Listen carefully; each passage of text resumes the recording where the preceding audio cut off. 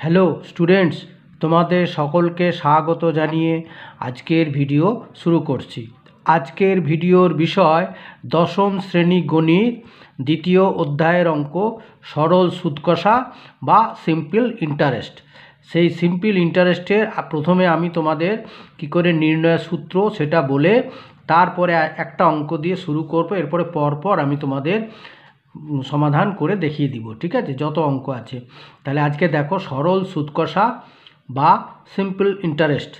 এখানে আসল বা মূলধন তাকে আমরা পি দ্বারা লিখিত আকারে তাকে পি লিখি।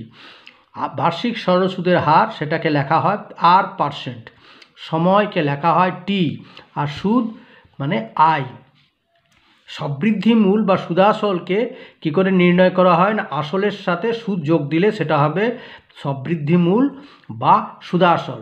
তাহলে কোনো মূলধনের সুদ নির্ণয় সূত্র হচ্ছে আই সমান P into R into T by 100। বারবার দেখো, এইটাই হচ্ছে সবথেকে গুরুত্বপূর্ণ সূত্র, I equals to P into R into T by 100।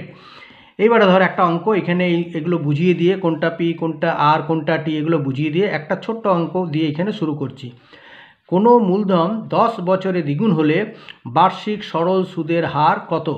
তাহলে মনে করি আসল সমান 100 টাকা।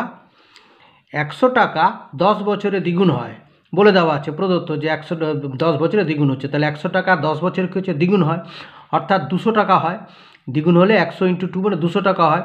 তাহলে সুদ কত পাওয়া যাচ্ছে? আসল তোমার 100 টাকা, পেলাম আমি 200 টাকা 10 বছর পরে। তাহলে সুদ হচ্ছে কত না, সুদাসল মাইনাস আসল সমান 200 মাইনাস 100 সমান হচ্ছে 100 টাকা।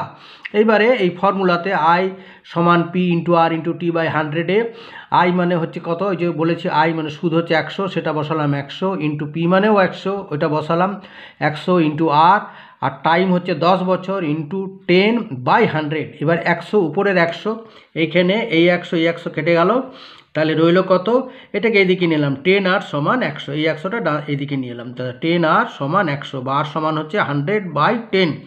অতএব আর সমান হচ্ছে, কাটাকাটি করলে হবে 10। অতএব বার্ষিক সরল সুদের হার 10%, ঠিক আছে। আচ্ছা।